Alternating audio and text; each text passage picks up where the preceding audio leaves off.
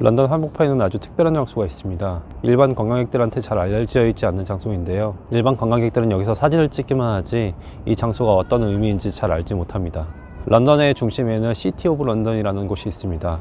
여의도 면적 정도 되는 크기인데요. 이곳에는 영국의 모든 금융 시스템이 모여져 있는 곳입니다.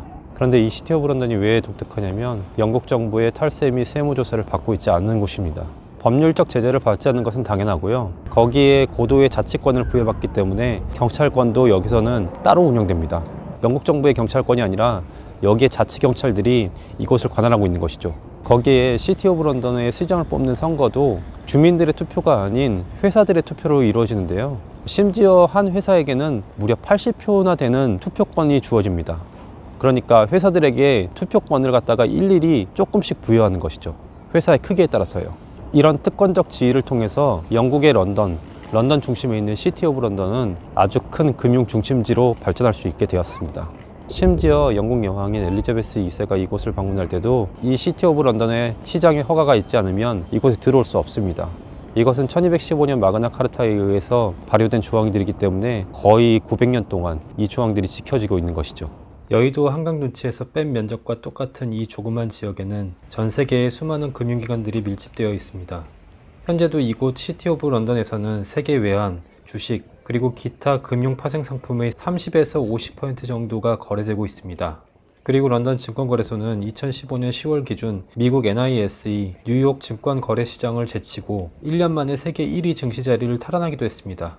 영국은 멀리 떨어져 있는 나라이고 우리와 접점이 없기 때문에 잘 모르고 있지만 이 나라는 세계 금융거래의 절반을 차지하고 있는 가장 강력한 금융 허브 국가입니다. 영국의 금융산업 규모는 2016년 기준 약 1242억 파운드이고요. 2018년 금융산업의 납세 액수는 약 755억 파운드로 영국 전체 세수입의 10.5%를 책임지고 있습니다. 이는 역대 최고 수준의 액수로 브렉시트가 엄습해오고 있는 현재에도 영국 세수기여의 가장 중요한 축을 담당하고 있습니다. 현재 영국 내에서는 약 3만 4천 개의 은행, 보험, 금융정보 서비스 업체가 사업을 영위하고 있고요. 약 3만 7천 개의 회계 관련 서비스 업체가 영국 내에서 활동 중에 있죠. 거기에 2014년 3월 영국 금융감독청 조사 결과 2013년 기준 세계 헤지펀드 운용자산 약 2조 6,100억 달러 중에서 20%가 영국에서 운용 중인 것으로 나타났는데요. 이것은 2000년에 비해 약 2배 증가한 수치라고 알려져 있습니다. 또한 영국의 헤지펀드 규모는 세계 최대로 운용자산 규모가 약 4,700억 달러이며 운용사는 약 450개에 달한다고 합니다. 그렇기 때문에 금융 서비스 회사는 영국 전체의 고용의 약 3%를 차지하는 110만 명의 직원을 고용 중에 있기도 하죠. 이처럼 영국은 금융 하나로 전 세계를 쥐락펴락하고 있습니다. 아까도 말씀드렸듯이 법률적으로 특권적 지위를 받고 있기 때문에 이 모든 것들이 가능했습니다. 세무조사를 받지 않고요. 탈세에 용이한 지역이기 때문이죠. 세무조사를 받지 않고 탈세에 용이한 지역이라는 의미는 무엇일까요? 바로 조세 회피처입니다. 이곳은 우리가 잘 알고 있는 스위스의 비밀 금융보다 훨씬 더 비밀스러운 일들이 많이 벌어지고 있는데요. 우리가 흔히 알고 있는 조세 회피처인 케이만 군도 등을 통해서 이곳에서 자금의 세탁들이 이루어지는 것입니다. 말 그대로 광범위한 조세 회피가 이 지역을 통해서 이루어지고 있는 것이죠. 그것은 오래된 영국의 금융적인 기법을 통해서 법률적으로 세탁이 되는 것이고요. 현금이 많은 사람이라면 누구나 여기에 와서 조세 회피를 할 수 있는 것입니다. 그렇기 때문에 전 세계 비밀 자금의 최고의 인능치이자 최고의 특혜적 지위를 부여하는 곳이 바로 이곳입니다. 그것이 바로 시티 오브 런던이죠. 하지만 시티 오브 런던은 아무나 이용할 수 있는 곳일까요? 영국 BBC 방송에 의하면 전 세계 상위 1%의 부자들이 역의 금융의 80%를 소유하고 있다고 하고요. 최상위 0.01%의 부를 가진 사람들이 역의 금융의 50%를 소유하고 있다고 합니다. 결국 시티 오브 런던의 시스템은 전 세계 상위 1%의 부자들도 아닌 0.01%의 부자들에게만 한정되어 있는 것이나 마찬가지죠. 미국의 보스턴 컨설팅 그룹은 역의 금융으로 맡겨진 돈이 약 10조 달러에 이를 것이라고 추정했습니다. 금액이 쉽게 상상이 안 가시죠? 일본, 영국, 프랑스의 GDP를 합산한 것과 맞먹는 규모입니다. 이렇게 큰 금액이 세금을 회피하여 추적도 되지 않는 장소에 은닉되어 있다면 어떤 결과로 이어질지 상상도 되지 않으실 겁니다. 지금도 영국 런던 도처를 거닐다 보면 홈리스들이 추운 바닥에 누워서 구걸을 하고 있습니다. 시티 오브 런던에서도 예외는 아닌데요. 부자들은 세금을 회피하여 자신들의 배를 채우고 세수는 확보되지 않아서 사회 약자층에게 충분한 서비스가 돌아가지 않는 것이죠. 하지만 조세 회피에 쓰인 자금들이 반드시 악영향을 끼치는 것만은 아닙니다. 이렇게 맡겨진 돈으로 영국의 금융은 아주 활발히 움직이고 있는 중입니다. 영국의 금융 및 관련 서비스 수출은 2018년에 830억 파운드에 달했습니다. 이것은 2017년 790억 파운드보다 5% 증가한 수치입니다. 거기에 순수한 금융 서비스 수출은 2018년 총 691억 파운드라고 알려져 있는데요. 하나로 105조 원 정도의 규모에 달합니다. 이 금액은 전 세계 금융 서비스 수출국 중 최고 액수에 해당한다고 영국 금융조사기관 더 시티 UK에서 발표했습니다. 영국 금융 서비스의 최대 수출 지역은 다름 아닌 EU입니다. 전체의 40%가량이 EU로 수출되었고요. 그 다음이 26%가량을 차지한 미국이었죠. 브렉시트 문제로 영국이 망할 거다, 위험할 거다 소리치지만 영국은 막강한 금융 서비스로 자신들의 부를 축적하고 있습니다. 그리고 그것의 기반은 다름 아닌 조세 회피처로 몰린 돈들입니다. 시티 오브 런던의 강력한 자치권을 통해 영국의 금융은 꽃을 필 수 있었습니다.